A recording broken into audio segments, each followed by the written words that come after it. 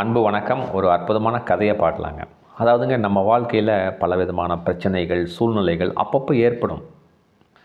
அதிலிருந்து நம்ம எப்படி வெளியில் வரணும்னா, ஒரு சரியான நேரத்தில் சரியான முடிவு எடுக்கணும். ஸோ அந்த முடிவு தான் நம்ம வாழ்க்கையில் ஒரு வெற்றியை கொடுக்கும், ஒரு வளர்ச்சியை கொடுக்கும் அப்படிங்கிற உணர்த்தல் தான் இந்த கதை. ஸோ அந்த முடிவெடுக்கிறது எவ்வளோ முக்கியம், அந்த முடிவெடுக்கும் பொழுது என்னென்ன கன்சிடர் பண்ணணும் அப்படிங்கிறது தான் இந்த கதை உணர்த்தது. சிறப்பாக கதைக்குள்ளே போகலாங்க.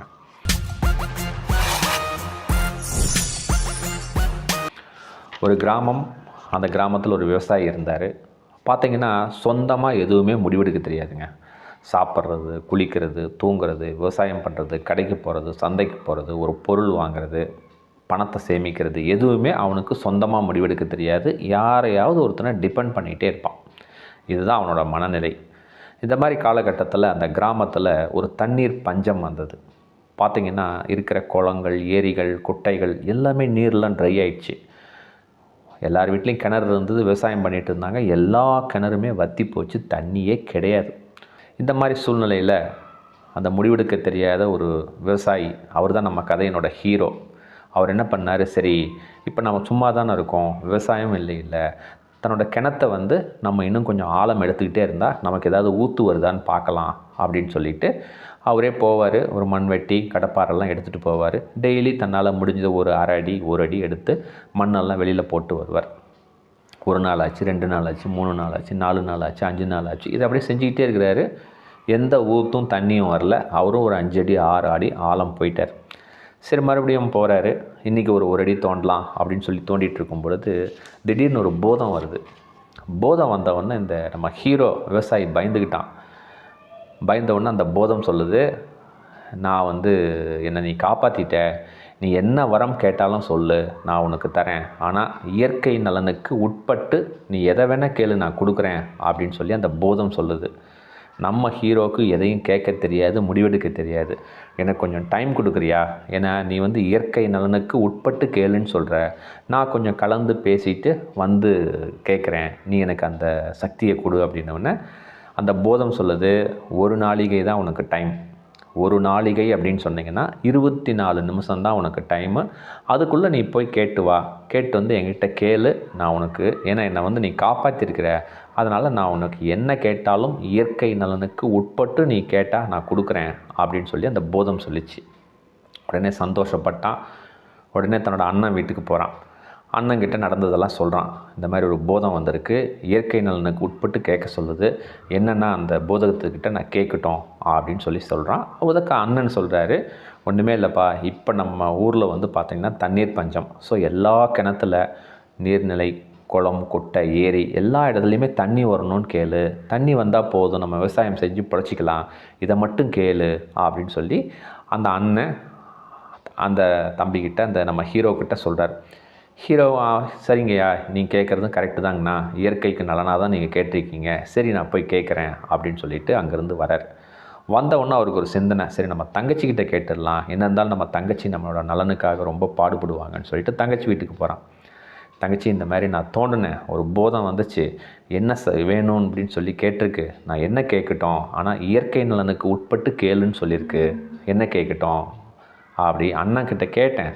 அண்ணன் எல்லா நீர்நிலம், கிணறு, குளம், கொட்டை எல்லா இடத்துலையும் தண்ணி வரணும்னு சொல்லி கேட்டிருக்காரு, நீ என்ன சொல்கிற அப்படின்னோடனே, அறிவு இருக்கா உனக்கு, போதம் வந்தது உன் கிணத்துல, அப்போ நீ உன் கிணத்துக்கு மட்டும்தான் தண்ணி கேட்கணும், நீ ஏன் ஊரில் இருக்கிற கிணத்துக்கெல்லாம் தண்ணி கேட்குற, அது இயற்கை நலனுக்கு உட்பட்டதில்லை, உன் கிணத்துல தண்ணி அதிகமாக வரணும்னு கேளு, அதுவே போதுங்கண்ணா அப்படின்னு சொல்லி தங்கச்சி சொல்லிட்டாங்க. உடனே சரின்னு சொல்லிட்டு போகிறான். உடனே மனைவி ஞாபகம் வருது. சரி, மனைவி கிட்டே எதுக்கும் கேட்டுக்கலாம், இல்லைன்னா வீட்டில் ரொம்ப பிரச்சனை ஆகிடும்னு சொல்லிட்டு மனைவி கிட்டே போகிறான். இந்த மாதிரிமா ஒரு போதம் வந்தது, என்ன வேணும்னு கேட்டிருக்கு, நான் என்ன சொல்லிட்டோம், கொஞ்சம் உன்னோட ஐடியா இருந்தால் சொல்லுன்னொடனே மனைவி சொல்கிறா, கரெக்டு தான், எல்லாரோட கிணத்துல நீர், நிலம், குட்டை எல்லா இடத்துலையும் தண்ணி வேணும்னு கேளு, இது இயற்கை நலனுக்கு உட்பட்டது.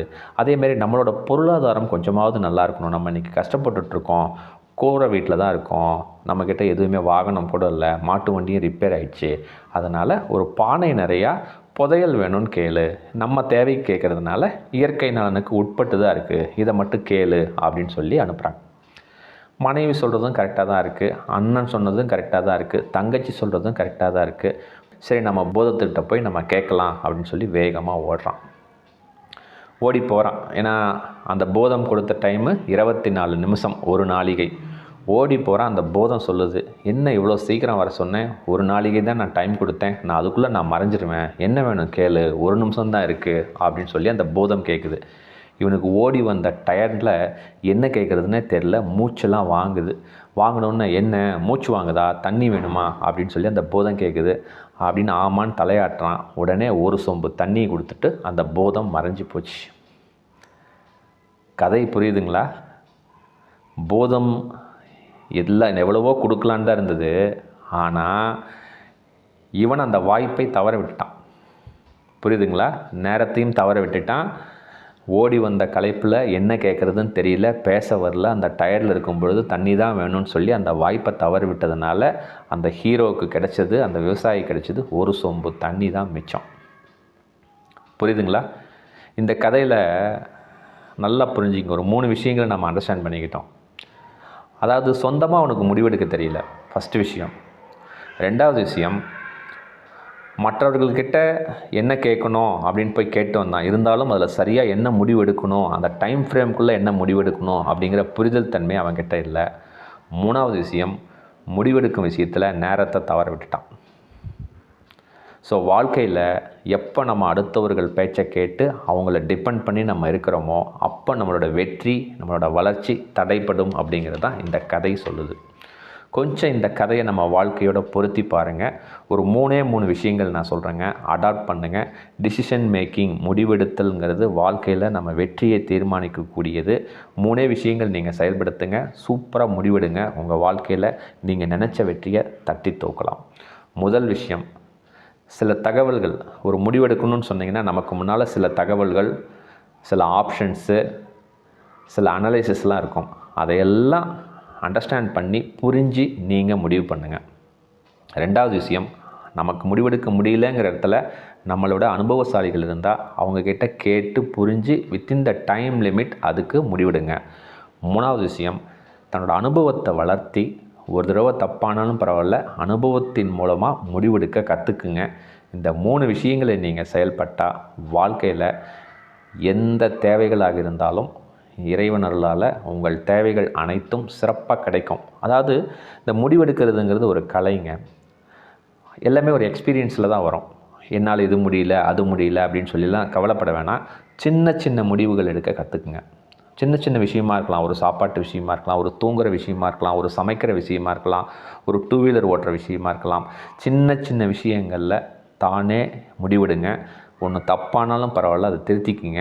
ஸோ அந்தளவுக்கு நீங்கள் முடிவெடுக்கும் கலையை நீங்கள் கற்றுக்கிட்டிங்கன்னா பெரிய பெரிய விஷயங்களை நான் சொன்ன இந்த 3 பாயிண்ட்டை நீங்கள் அனலைஸ் பண்ணி முடிவு பண்ணிங்கன்னா 100% உங்கள் வாழ்க்கை வெற்றியை நோக்கி தான் போகும். இந்த கதையில் பார்த்திங்கன்னா எல்லார் பேச்சை கேட்டதுனால அவனுக்கு கடைசியில் நின்னது ஒரு சொம்பு தண்ணி தான். அதனால் நீங்கள் உங்கள் வாழ்க்கையில் உங்களோட அனுபவம், வித்தின் த டைம் ஃப்ரேம், உங்களோட எக்ஸ்பீரியன்ஸ், உங்களுக்கு முன்னால் இருக்கிற அனலைசிஸ், ஆப்ஷன்ஸ் எல்லாத்தையும் கலந்து உங்கள் எக்ஸ்பீரியன்ஸில் நீங்கள் முடிவு பண்ணிங்கன்னா வாழ்க்கையில் 100% வெற்றி அடையலாம். ஏன்னா டிசிஷன் மேக்கிங் அப்படிங்கிறது சொந்தமாக முடிவெடுக்கும் அப்படிங்கிற திறனை நீங்கள் வளர்த்துக்கிட்டு வாழ்க்கையில் வெற்றியடைய வாழ்த்துக்கள். இந்த கதை ஒரு மிகப்பெரிய மாற்றத்தை உங்களுக்கு ஏற்படுத்தியிருக்கும் அப்படின்னு நான் நம்புகிறேங்க. இந்த கதை உங்களுக்கு பிடிச்சிருக்கும். கட்டாயம் உங்கள் நண்பர்களுக்கு, உறவினர்களுக்கு ஷேர் பண்ணுங்கள். அடுத்த வீடியோவில் இன்னும் ஒரு அற்புதமான தலைப்பில் நிறைவாக சந்திக்கலாங்க. மிக்க நன்றி, மகிழ்ச்சி.